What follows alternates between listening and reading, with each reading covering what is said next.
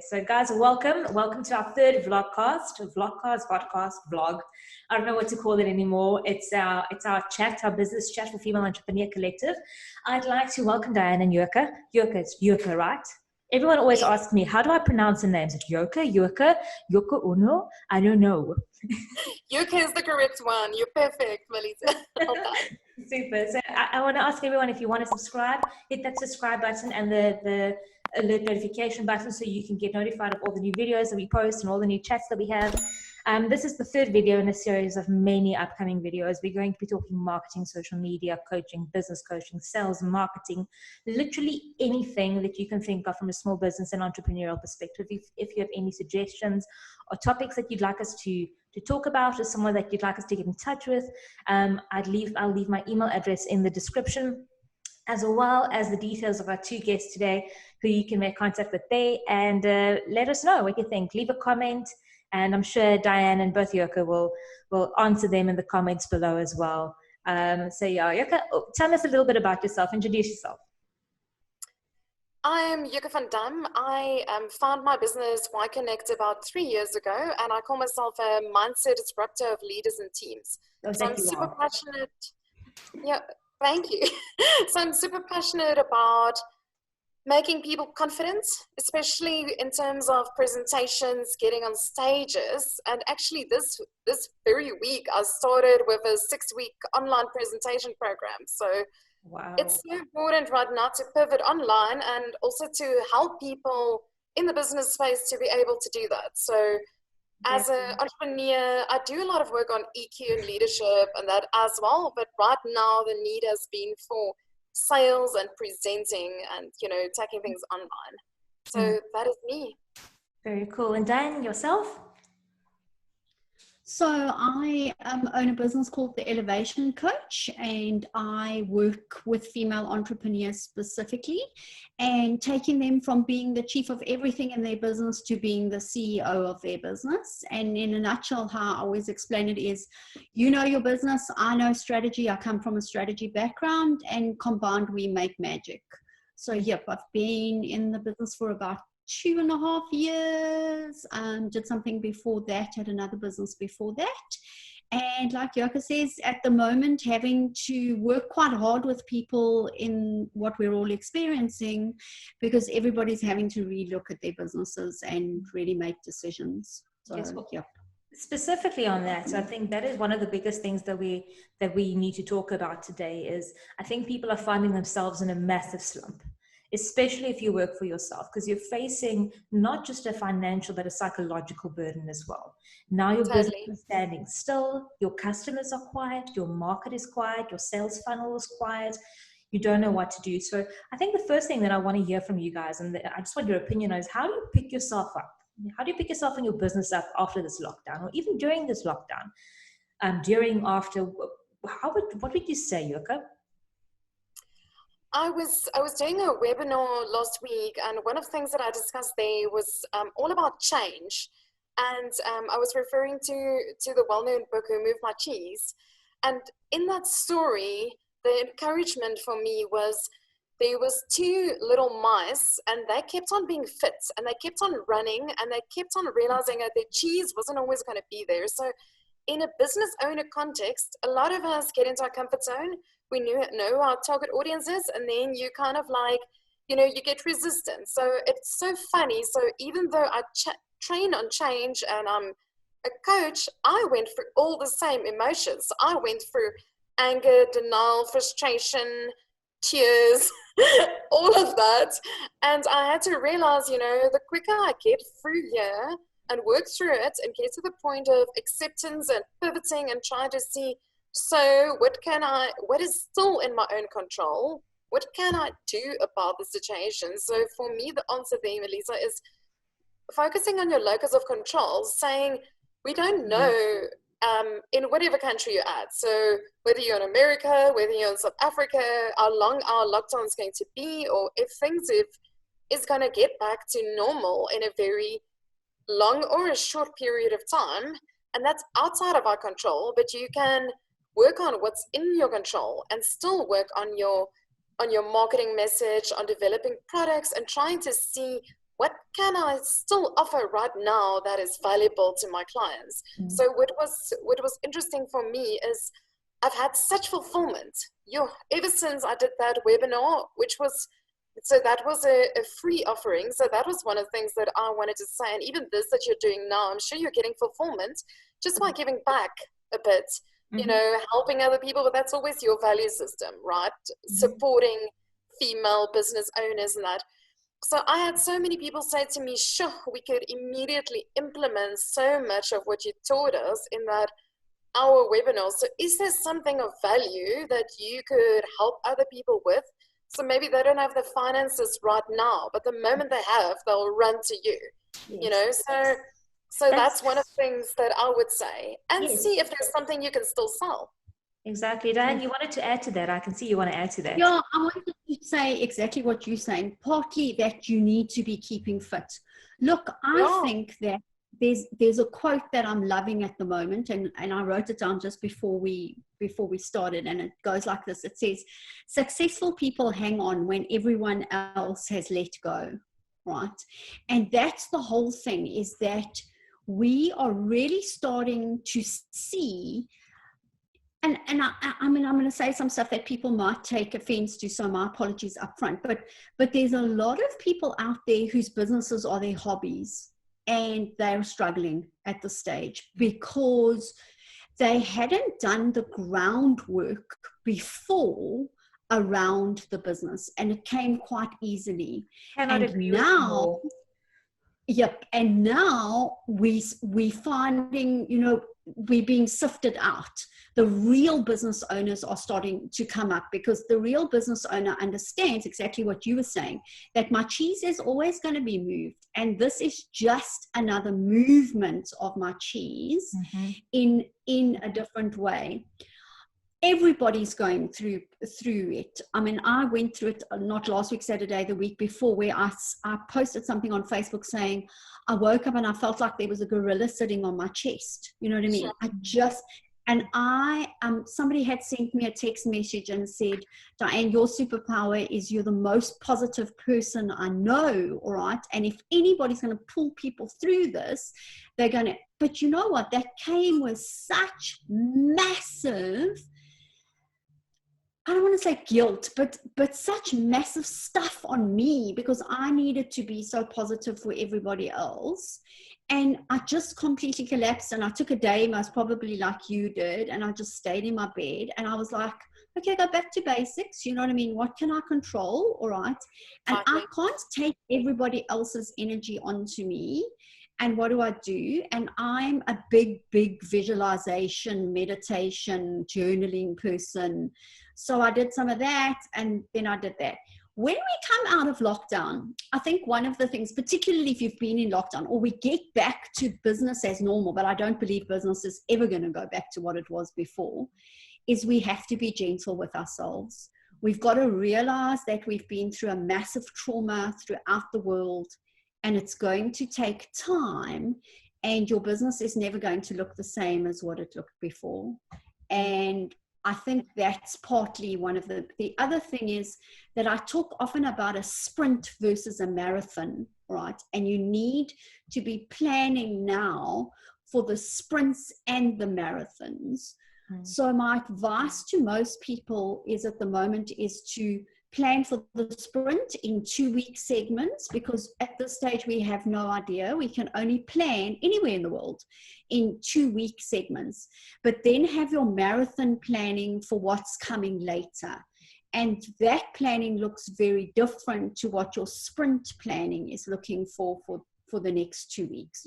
Next 2 weeks might just be, like you said, Joko, at a webinar that you're going to do. I'm running free online co-working sessions every second day, because people are struggling. And I mean, some of the women comment on there that it's the only time they get dressed. Do you know what I mean? Because they see other people, and I'm like, and it's not because they're depressed. It's just they have no need to get out of their PJs. I have to share this with you guys. I have to share this. I mean, we came to the USA in October. And since October, we came over on an L1 and an L2 visa. L1 meaning my husband can work, and he went to his job. He already had a job. He was transferred here for a job, and I didn't have a job yet. I wasn't allowed to work until I got a work permit, and that is not up to me. I could send in my work permit, I can send in my stuff, but I cannot work unless the government says, yes, Maliza, you can work. That means we have one income, we have one car, in a new country that you don't know anybody, that you don't know where to go, you know nothing around you. So basically, I've been in lockdown since October last year. So for the first couple of weeks, and to be completely honest with you, I had a couple of moments where I'm going insane. If I have to clean my house one more time, if I have to go and clean the bathroom one more time, if I have to go and take a walk around my house one more time, I'm going to lose my mind. And it even came to a stage where I said to Bernard, I'm going to lose it. Either you have to go, I'm going to drop you at work with the car. I'm going to take the car so I can just take a drive around or whatever. But I had to change my routine and my mindset in order to change the way that I can do business. Else, by the time that my permit came, I would have still been in that slump. So you've got to make that choice of what you can control, which kind of begs the question. I think not a lot of people understand what they can control and what they can't control. And it's a very cute little meme that I found. I'll post it on Female Entrepreneur Collective so we can actually, people can see that, but I can't find it now. To share that with you now would be silly. But what would you say is within people's locus of control? And just to explain to people what an internal locus of control is, it's stuff that you can control. That is not controllable by anyone else. What can you control and what do you have power over? So that is a locus of control. So when we say what would you guys say are the things that you can control and the stuff that you can't control, that you have to do away with and just go, no, it's done. I can't do this. So I heard a very interesting thing. I'm doing a facilitator course as well, and the trainer in Australia, Leanne Hughes, said so often people will say to her, we hate training courses because nothing ever happens. Nothing ever comes of it. And she said, that's where you as a trainer, a coach, or a business person, even with any products or service that you offer people, have to say to them, but what are you going to do about it? What are you going to implement? And that's really where the accountability comes in. So what I found interesting right now is I'm doing that 6-week course that I'm offering to my clients. And what I've realized with myself is the moment there's accountability. So in the courses that I'm doing with those international people, every week we have homework. And just the fact that there is that accountability, everyone's posting on the Slack channel or the Facebook group, I get that fear of missing out. I feel guilty and I go put myself down on my chair and do my freaking homework, which is all about working on the business. So to answer you, Maliza, one of that is actually your own discipline and actually following through on what you say. So what so many people do is they lie to themselves. So that could even have to do with like your eating, your discipline, your whatever, because you'll say to yourself, I'm going to get up at 6 a.m. and then you don't. And then get up at 9. You know, your alarms goes off so many times, or I'm going to go exercise today, join the class, and then you don't. So eventually you don't trust yourself anymore. So you need to start actually changing your mindset. And when you say, I'm going to do something, you should do it. But not a lot of people actually follow through on their own promises. You know, so those are just like simple things like discipline, putting in the time, the planning, trying to focus, exactly like Diane was saying, putting a strategy and a process together. You have control over who you ask for help. So are you going to make use of a coach? Or are you going to go on a training course? So I reach out to a lot of people, and I prefer actually paying than not paying, because then I feel I take it much more seriously as well. Because there's so much free out there, but is it really valuable? Are people really going to put all of that effort in for you if it's just for free? They also need a sustainable business model. It's not fair towards them. So I feel like treat people in the way that you want to be treated. You know, so that's like deciding how you want to spend your money. Over to you, Diane. Exactly. Yes. Diane, before I give you the mic, I think I just want to add that from what is in your control starts with your basic needs. Feeding Correct. yourself, sleeping, having a good night's sleep, planning your routine, taking care of yourself, self-care. Those are the basic things. If you don't have that in place already, and this is a great time to start doing that, to understand when you can cordon off that little bit of time for yourself and then start your business and everything around that. I think that's your basic needs. And I'm assuming that's also what Diane wants to say. Mhm. I also wanted to say that one of the things that you have to get, that you have to control at the moment is your boundaries. And that's where people are struggling. They feel, a lot of people are saying to me, my boundaries are being tested, right? And a lot of it is that they did not control the boundaries right in the beginning. They allowed other people to take away their boundaries and they didn't look at the boundaries. And now it's so much harder to control the boundaries when I never controlled them in the beginning. So I know I'm working with another coach at the moment, and she's doing a lot of work around boundary setting with people. You know what I mean? Understand where where my boundary ends and where your boundary starts. And it's what you were saying, Maliza. I can control when I exercise, all right? I can control who I want to collaborate with, what I am feeding. The biggest one at the moment that you have to control is what the hell you are feeding yourself off social media. Because if you allow yourself consistently to be on social media, all right, you are going to spiral out of control by the end of the day. I mean, that was partly the reason why I landed up with the gorilla on my chest. Amen. Right? I come from a research background. So people are sending me stuff all the time, and I'm reading this, and I've got access to stuff that other people don't have access to. And eventually I just said, my husband said to me, you cannot do this anymore, right? You are going to have to check in the morning the statistics, and you're going to have to check at night. I come from a stats background. You're going to have to check the stats in the morning, and you're going to have to check the stats at night. In actual fact, I'm not even allowing you to check it two hours before you go to bed, because that's what happened. I got into this absolute, oh my goodness, okay, well, we're mapping whatever. And it's controlling what you're putting into yourself. You know what I mean? So now we don't check anything. You know, it's like, I don't put it on in the morning. I've stuck to my old routines. No technology for the first hour and a half in the day, and no technology for the last hour. Totally agree. It's what you feed yourself, what you feed your brain, what you feed your soul, what you tell yourself is what you start believing. Seriously, we see that in every day. Doesn't matter if it's business or if it's relationships. If you keep telling yourself stuff, if you keep feeding yourself this information, that's what you are going to believe, and that's what you are going to tell people at the end of the day, and that's what you are going to show people at the end of the day. But I think one thing that people are kind of concerned about, and especially people who aren't in the sales industry.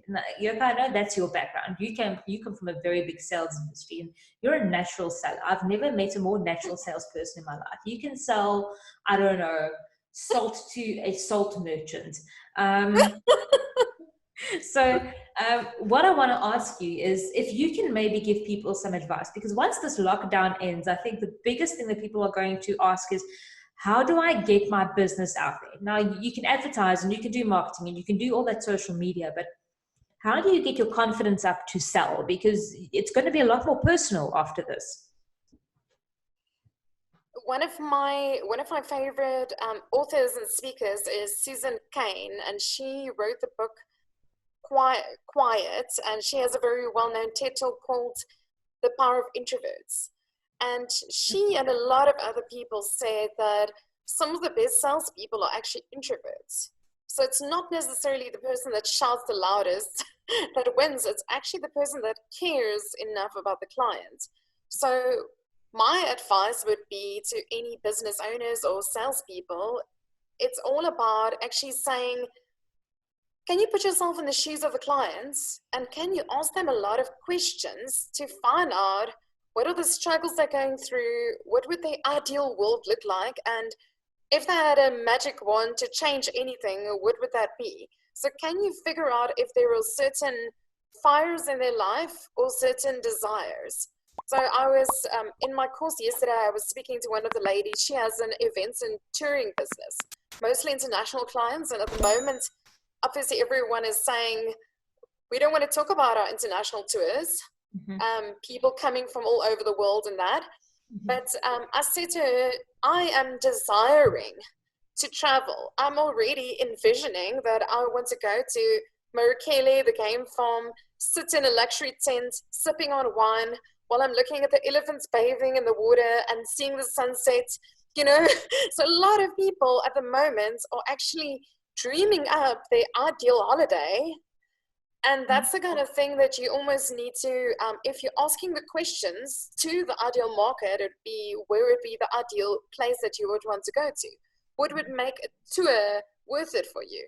If we added all of these offerings, would it make it an extraordinary experience or whatever it might be?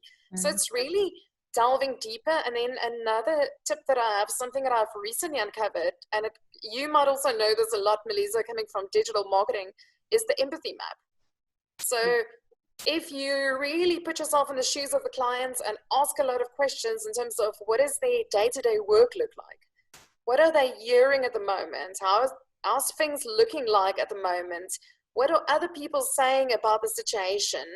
What are their concerns? What are their dreams? What are their desires? When you can actually answer those questions, so whether that's through a survey or actually speaking to people, phoning people, that's where you can actually start selling products. So what I did, I think a lot of people actually miss that, because it's true for day-to-day life as well, not just in the situation we're in now. I mean, if you just pick up your phone and you phone your client and you're open to, I think a lot of people think that they don't always do everything right, so they're scared of feedback. So they're scared of phoning their clients or an old client or a potential client and saying, give me your feedback. What did I do right and what did I do wrong? It's easy to ask the what did I do right. It's difficult to ask the what did I do wrong. And it's such an easy platform. You pick up your phone a customer and say, how are you? What do you need? When would you need it? Not pushy, really care.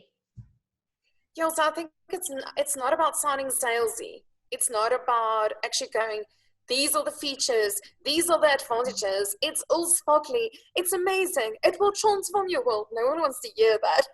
People care about the fact. So there's this joke where they say, people want to go to Mars. They don't care about how the spacecraft is going to look or whatever. Some people are going to care about the environmental impact. That's what it's important for them, you know. Some people are going to care about minority groups. Some people, everyone might have their own need why they want to go to Mars. They don't care about the color of the spacecraft or the whatever. They all want to go to Mars. So what is the desire? Maybe it's the push away from Earth, or it's the pull towards Mars, you know? Yes. So you need to figure that out, and you need to ask the question. So I had a meeting today with someone, and I just asked so many questions. So my advice is write down the kind of questions you're going to ask them. And don't make it sound like this Spanish Inquisition, you know, or like a lawyer that's trying to get someone on death row to die kind of thing.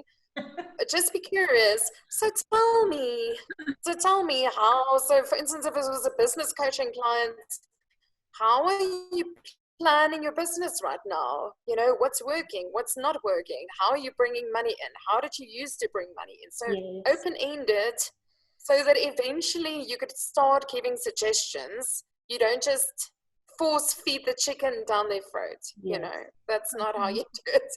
Completely. Does that answer the question? Yes, Diane, please go ahead. In terms of, and I love Susan Cain. I have a friend who is a Susan Cain, let's call her a Susan Cain guru. But love it. That your business is really, I mean, you're in business to sell. I mean, that's the first thing that people have to get past. And I'm sure you see that all the time. Okay, it's the first thing they've got to get past. You have a business, and the sole reason you have a business is to sell whatever it is that you're offering. Exactly. People are just going to come to you and say, oh, I hear you've got a service. I want your services. You've got to sell your service. Totally. And you've got to get into the head of the client, like you were saying. And the second thing is, you've got to understand what value your business brings to the client. And I want to use an example because it's so easy often with services businesses to figure out what the value is you bring into a client. But sometimes in a product business is where people struggle to design the value. You know, I sell soap, for instance. I sell bespoke soap.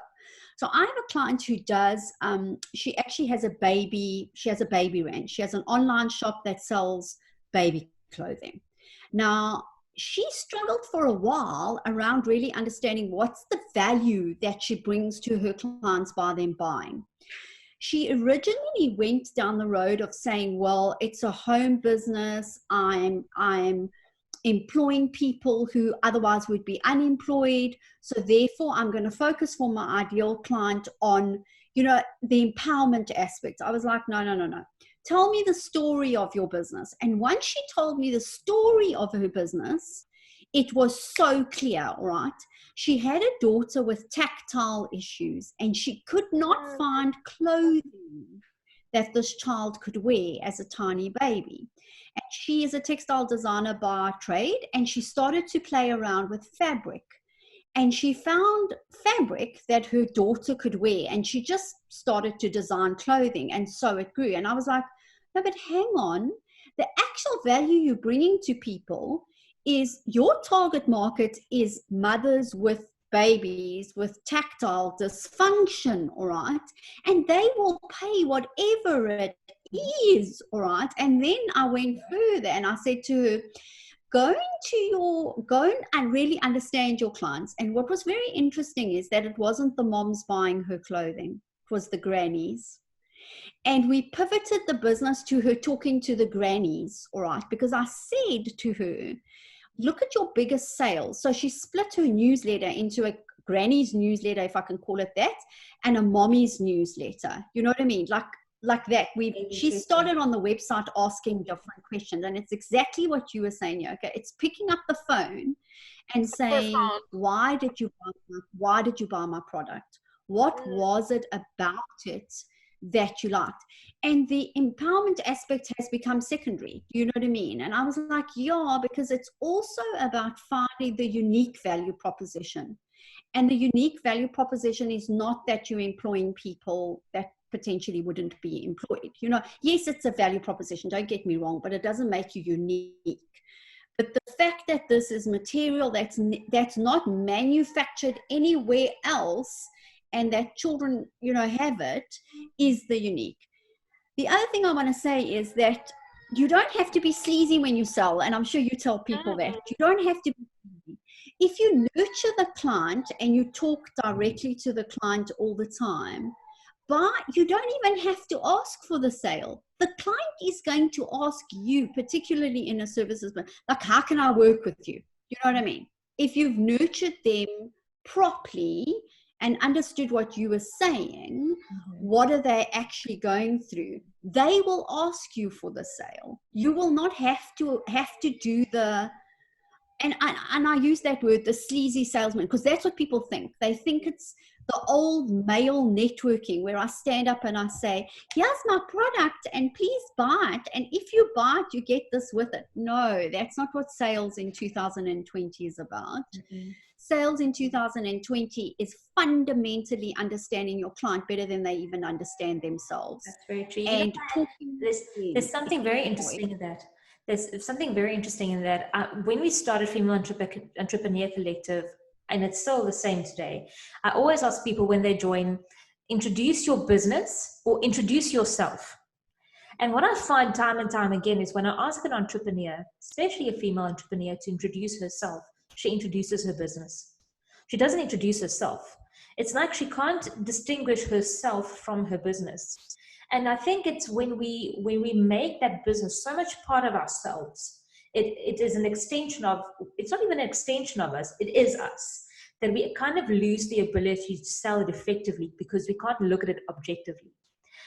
Because that's when we can't say, that's when things come in like, I employ people, I don't know, I do this for charity, I recycle, I use recycled products. And those aren't always benefits that a client is going to say, that benefits my life too. It benefits you as a business. it doesn't necessarily benefit the client. So I think when we start looking at it, and this begs a whole different podcast as well, I think, of understanding your client and really what are the right questions to ask your clients. And I think maybe that's the following podcast that we need to do. But so can I add something? yes. So when I introduced myself, do you remember what I said? I said, I take female entrepreneurs from being the chief of everything to being the CEO. Yes. And exactly what you're talking about now is what I get them to answer for me. I say to them, as the CEO of your business, what would the CEO say? Not you, the individual, all right? Step into the CEO's shoes. Would the CEO make this decision? Would the CEO do this? What would the CEO be saying?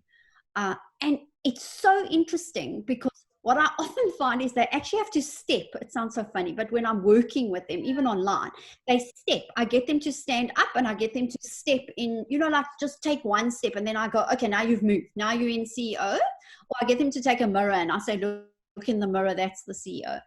And the answers that come out are so different. Do you know what I mean? Because it's exactly that, Maliza. I'm looking at it not from an objective perspective.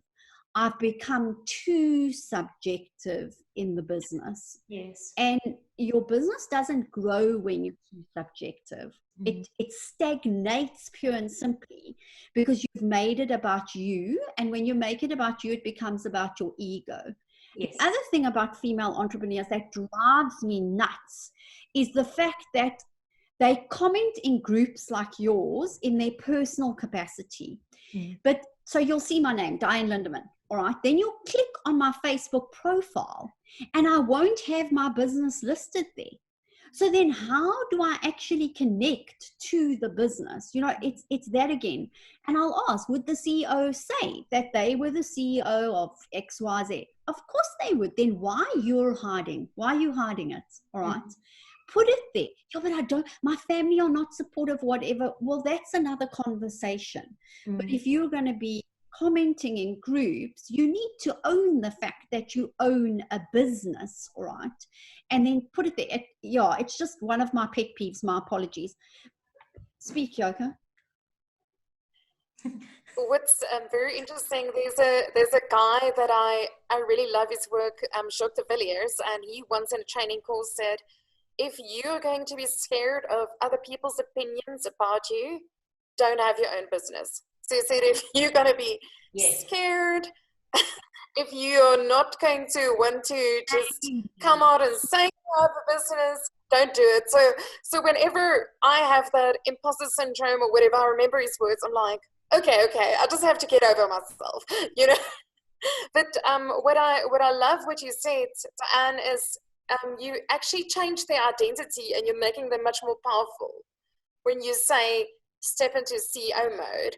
And the fact that they're literally taking that step, that's something I also do with NLP Circle of Excellence, is you're accessing a state. So by physically doing it, you're imagining as if you are that CEO and you are making that happen actually in your state and in your mind and in your body. So it's super powerful. Also, I think if you take that same state of mind and you go, okay, I've got to be a state of mind of a human resource manager sometimes, but let's step into a sales manager role. Let's step into that and make impartial decisions, do what needs to be done for the business, and take myself out of it. Now I'm the salesperson for this business. I think that puts you on a totally different level and makes you see things from a different perspective that you usually wouldn't, just as a CEO or just as the owner of your business. Brilliant. So I did I don't want to call it a course, but I did a masterclass at the beginning of the year that's actually you can purchase online, and it's around in your business, the 6 roles that you as a solopreneur play in your business, right? And how these roles, so I mean, I can't remember all of them off the top of my head, but one of them certainly is the marketing / sales role, all right? And how we have to, number one, change exactly what we're talking about, how I need to change myself into those roles. But also more importantly is that, remember, the thing that you do and being the business owner is different decisioning. And I have to step out of who I am, the thing that I do, the coach, the business coach. When I'm making certain decisions in my business, I make it as the business owner, not as the thing I do, which is the business coach. That's the first thing. It takes different energy. The second thing is that you have to look at your time. Your diary has to be into these 6 roles. So what happens is that if we're talking particularly around the sales role, I find that people love 2 roles, all right? There's 2 roles that they love. The first role is the creator role. Certainly a lot of entrepreneurs that I work with, they love the role of the creation. Do you know what I mean? The new stuff that they're creating, the tweaking of the products, okay? The constant wanting to do another course, because I just need the certificate. I need that. It's the creator role, and it's an amazing role, all right? But it's the spiral role, because you just spiral into it. Then the second one is the deliverer role. Now that is the role when I'm actually delivering at a client. But what happens is people collapse the creator and the deliverer role into one. So what happens is so true, man. Instead of delivering what was on my proposal to the client, what I then do is halfway through what I'm delivering, I go back into creator mode. So now I go and I deliver something that is slightly different to what I wrote on the proposal.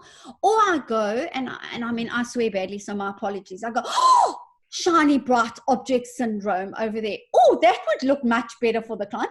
Let's just do that thing and add it in, all right? And then we get to the client and the client goes, what the fuck have you delivered here now? Okay, because now we confuse the client, because the client had a proposal and now we've collapsed the one role into the other.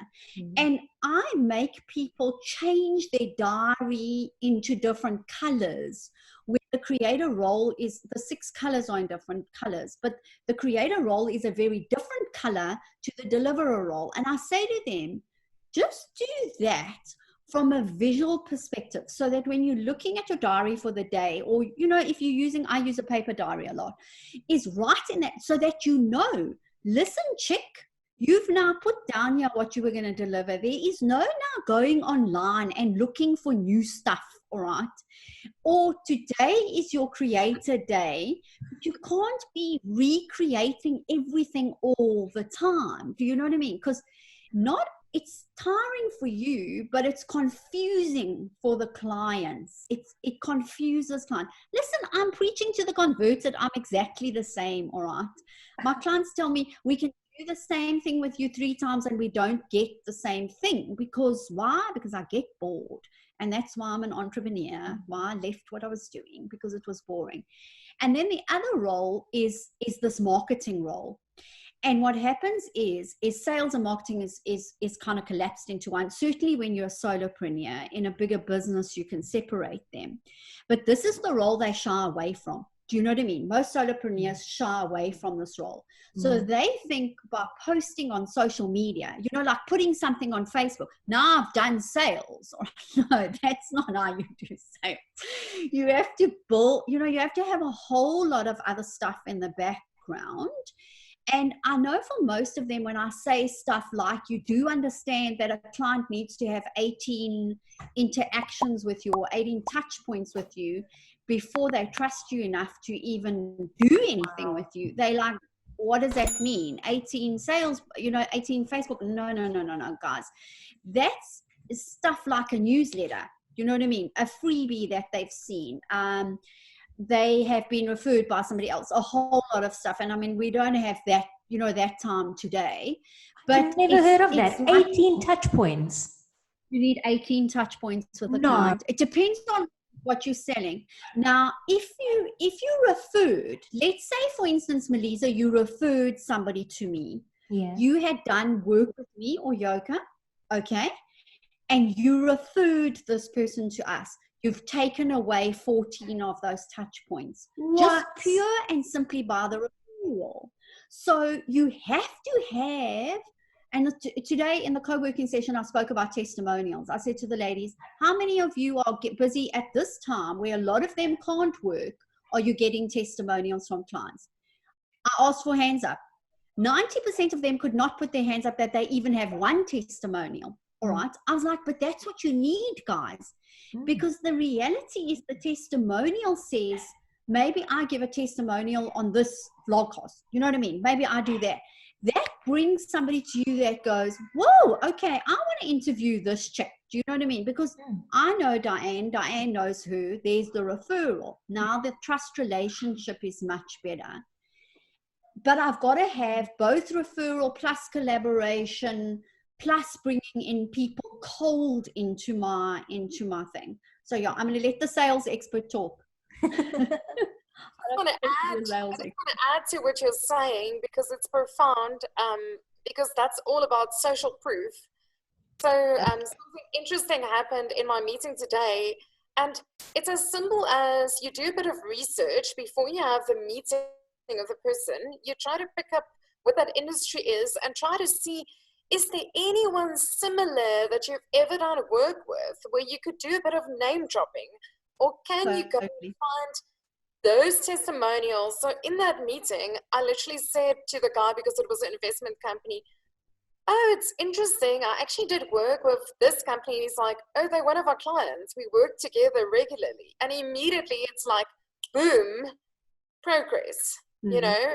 And also it was also while you were talking about the 18 touch points, so even in your coaching sessions or the conversations thing that you're doing at the moment, people are seeing that as touch points and interactions with you that could later on become clients. So anything that so even this vlogcast or whatever we call it, it's a touch point with clients where people see you. So it doesn't necessarily have to be a phone call, a Zoom meeting, a face-to-face meeting. It's any kind of interaction where people feel that they get to know you or interact with you a bit more, that takes that process a bit further. So I had something interesting in my webinar the other day. I looked at the stats and there was 5 or 6 people from a company that I've done so many presentations to that I still haven't closed. And I managed to phone one of the ladies afterwards, just being that, how are you guys doing? I saw you were there. Did you attend? What did you think? And all of that. And she said, we found so much value. When we start earning money again, we're booking you. So it's almost like when you give a lot of yourself, people also get to have almost like a taster. So it's the same way as if you have a product or you have fudge that people get to taste. Is there a way that you could give a sample of yourself? Yes. You know, of your product or service where people can be like, oh, this is amazing. I want more of this. That's exactly what last week Friday, which I did specifically, and the ladies knew what I was doing. I did some hot seat coaching last week Friday in the meeting session. And one of the ladies I contacted before, and I said to her, are you okay if I just record that, just your actual hot seat coaching? And she said, yes, I'm fine. She put makeup and everything on. It was quite funny. And it's because because people want to experience you when you're coaching. Do you know what I mean? Exactly. But the reality is I could never, ever share a coaching session because that is confidential. And what people talk about in their strategy stuff. But was a 5-minute session, and I mean, I've got somebody like editing it, where somebody's going to get just 2 minutes of me. The other thing I wanted to add was never ever underestimate that people are stalking you on social media. All right. So weird. That's so weird. Yeah. I mean, I don't know if it's happened to you, but I've been to things where I've walked in and somebody's walked up to me and said, so I wrote a blog post last year about the new F word and wrote about how people are busy, but they're actually just on the hamster wheel and their businesses are not going anywhere because they're just busy. They're just busy with busy stuff. And I walked I'd never met this lady, and it wasn't anything business related. It was actually, funnily enough, a meditations evening. And I walked in and she said, "You the F word lady." And my eyes went big because I swear badly. And I was like, oh my goodness, she's heard me swear somewhere. And then I sat down and I said to her, "Oh, have we met before?" And she said, "No, you're the lady who did the blog post that I read through somebody else. And I remember that you did and then I'm following you on your Facebook page." And I was like, okay. So I'm like most of us. I went and I looked for her but I can't find her. All right. So she's clearly, and she's become a client subsequent to that. But she stalked me and I mean, it's weird, don't get me wrong, but I always say that to people. Don't think because there's no likes or nobody's seen it or whatever that people haven't, because you don't know in the background what people are doing. So sales happens all the time. Do you know, like you were saying, okay, this is a sales opportunity. It's that social proof, that customer touch point where people go, "Wow, I liked what she said. Let's go check her out." You know what I mean? Now let's go and take the freebie that she's got. Let's get onto her newsletter. Let's do that for a couple of weeks. Oh, she makes an offer in the newsletter. Boom. And suddenly the client's there. It's no longer, people have become quite clever. Do you know what I mean? It's no longer click on a website and then I go and buy something. Agree. If you put it in, Maliza, and you can edit this part out, but what would be very interesting is for you to put in at the beginning where you spoke about the mic, their social proof, okay? Yoka came onto the call asking you what mic it is. You referred her to somebody else. You've just taken 14 touch points away from that for that person, all right? And if he's selling mics, he's suddenly got a new client, just pure and simply because you said this is the one I think you should be using. Exactly.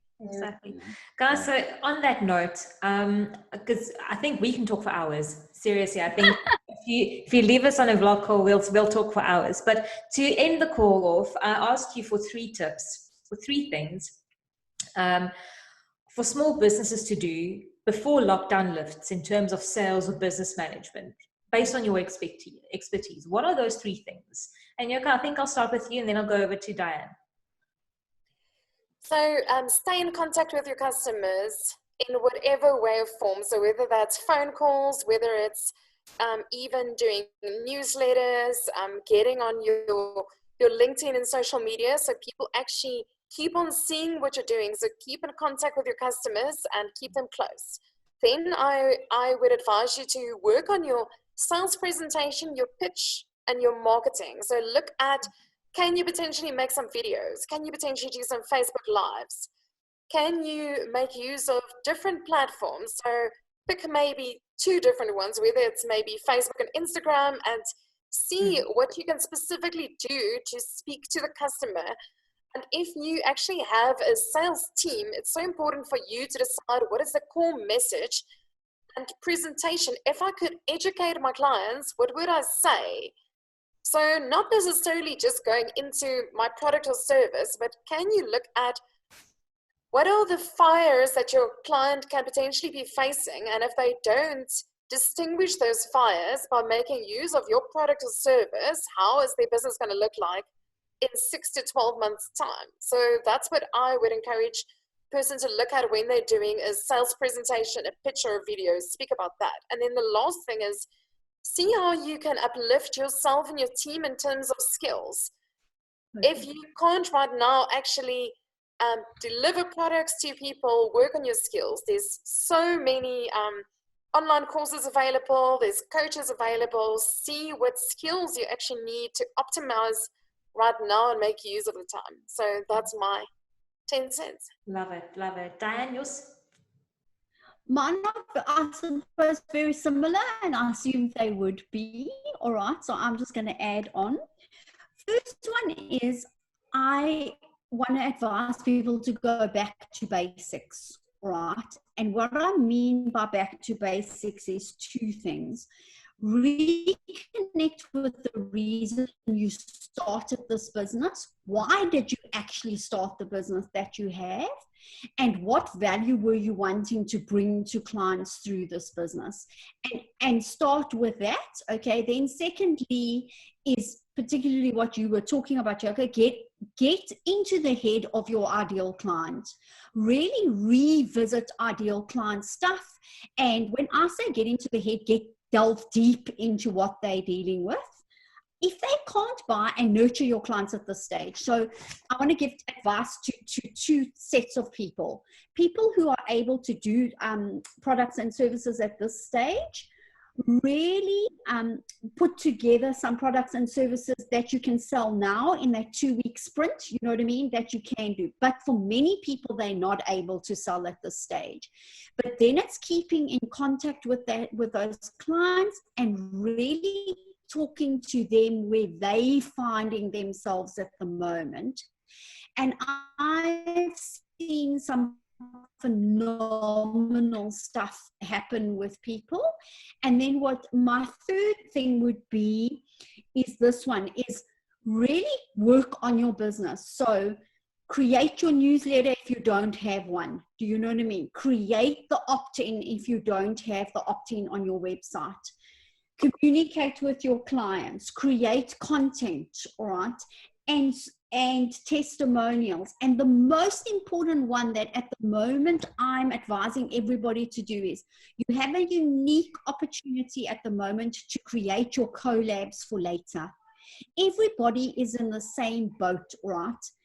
Get creative and start to think about collaborations that you can have into the future and do all that negotiation and that creative planning around those collaborations now, so that when we move out of where we are now, you are ready to hit with the collabs. Because that's where a lot of people struggle. They don't do the collab stuff because they don't have time. But now a lot of people have got the time. So come together and say, I offer this. What do you offer? Let's put stuff together. And that's where, so those are a couple of my tips. You know what I mean? I could also, I'm sure both of us could. There's a lot of stuff you could be doing. My last one that I want to say is just be okay with where you are. If you wake up in the morning and you feel as though you can't, don't be pressurized by everybody else working on their business.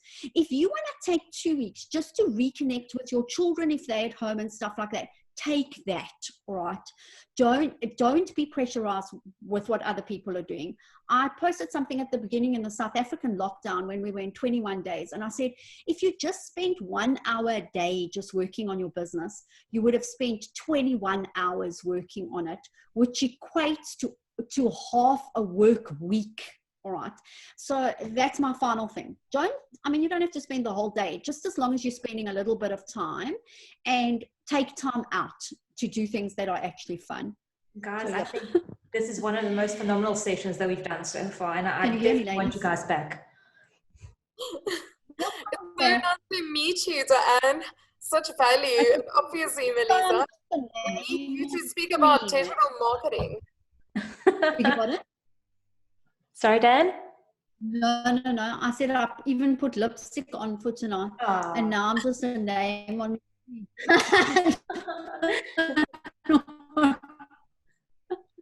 Well, I can't hear you. I can't hear you that well, but you do sound like Cher as well. So we'll remix you into a TikTok with the Cher song, and we'll put your name on her face, and then you'll be an instant hit.